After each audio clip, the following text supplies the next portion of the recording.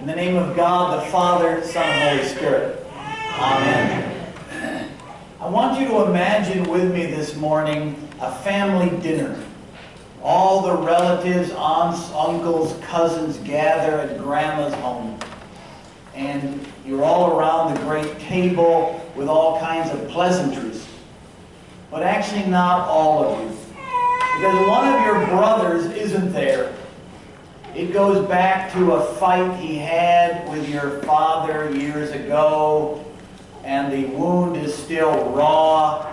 There was an issue about money, and it never got resolved. As the clan is gathered at Grandma's home, none of you are mentioning him, and he never comes up. But his presence and that fight hang over the family. I don't know about your extended family, but with respect to mine, this scenario is not hard to imagine. So the first thing I want to say this morning is that that story is meant to describe the Old Testament. Because in the Old Testament there is a character, fairly rarely mentioned, who is actually integral to the plot. One of the great characters is there in his absence, and that character is the Gentiles. The word Gentile just means nation. The Gentiles are all the peoples of the earth. And unless your own background is of the Jewish heritage, Gentile describes all of us. Of course, Gentiles were in the story at the beginning. God creates the heaven and the earth, and God creates humankind, all of humankind. And until the Tower of Babel, the Bible's story is humanity's story. But thereafter, most of the chapters have to do with God's particular relation to his chosen people. First calling Abraham out from the Gentiles, eventually calling the nation Israel out from the Gentiles in order to serve him in a particular way. And yet, that thought of the Gentile is never far away. There is always a sense with Abraham, of course, that he is meant to be a blessing to all the nations. And the Gentiles are always part of the plot. They're warring against Israel. They're rebelling against God. They're always around and about, although not central. There are, to be sure, a few chapters where a more positive view is offered. You remember a few weeks ago, Naaman, the Syrian general, appeared in our Old Testament lesson. He wanted healing for his leprosy, but he also wanted to know something about the God of Israel. So first of all, the Gentiles are us, and Gentiles are throughout the Old Testament, even in their absence. This morning, our lesson is from the 49th chapter of the prophet Isaiah. And the chapter begins with the figure, the servant, expressing what the whole people have expressed, that they feel alienated, lost, discouraged, and powerless. And yet what God tells the servant is not only that he is still with them, not only that he will save them, but that he has something even bigger in mind for them. At the most unlikely moment of their history, he is there to be a light to the nations. And that is a surprise. It's the least likely moment for this wider calling. I'll give you an analogy. I remember reading a modern history of Christian mission. And the writer said this. He said, just at the moment in Western culture when the Christian faith began most to struggle, the rise of science, the rise of doubt, the rise of secular states, at that very moment, the global world missionary movement began. Imagine a dandelion with a spore being sent out across the world. At the very moment which seemed least likely for the Christian faith spread and caught hold and grew throughout the globe. Well, God is saying something like that to Isaiah of Babylon. He's saying at the very moment you feel most discouraged, At that very moment, I have in mind for you this much wider task. The other thing about this passage is that God reminds him and us that he is the one reigning over the whole earth, who is in control of its history and is in position to offer him this unlikely vocation. That runs throughout these chapters. That God, the God of Israel, the God of these exiles, is actually the God who rules the world.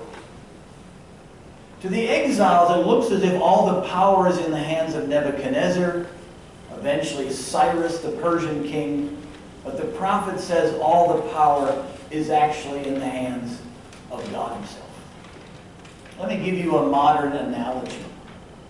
Imagine the prophet were saying, Putin, Macron, Xi, Kim Jong-un, Trump, the power does not rest with them, but the power rests with me. I am the one who presides over all of them and all of the things that are going on in world history. I don't know about you, but there are certainly days reading the news that is hard to believe. It seems that the world ricochets out of control. Well, certainly Isaiah of Babylon believed that the world had ricocheted out of control in their exile. But the prophet encourages us this morning that in fact the world's course is in God's hands, and the world's course has taken a particular turn with this particular unlikely calling offered to the people of God. So what's your extra homework? Your extra homework is the second chapter of the book of the prophet Isaiah. The reason these chapters are in the book of Isaiah is that he was a follower or disciple of the prophet Isaiah, who actually lived a century earlier. And the prophet Isaiah of Jerusalem lived in a time when it looked as if the Assyrians were going to destroy the people of God, not the Babylonians. And he offered prophecies of judgment on the Gentile nations around. But he also offered a word of hope. In the second chapter of the prophet Isaiah, he says, there will come a day when Mount Zion will be the tallest of the mountains. It will be Mount Everest. And all the people will be drawn, all the peoples of the world will be drawn to Mount Zion there to worship and praise the God of Israel. He offers this moment of hope in the future that all the nations will be called to the God of Israel. At the heart of today's passage in chapter 49 is that is happening now in the promise God gives to the prophet. But think about it. It's just the moment when they aren't at Jerusalem. They aren't at Zion. The thing that they are to trust, the place where God's going to call the nations, is gone. They're isolated and in exile. And the God of Israel says, I rule the world, and this prophecy will come true wherever you may find yourself.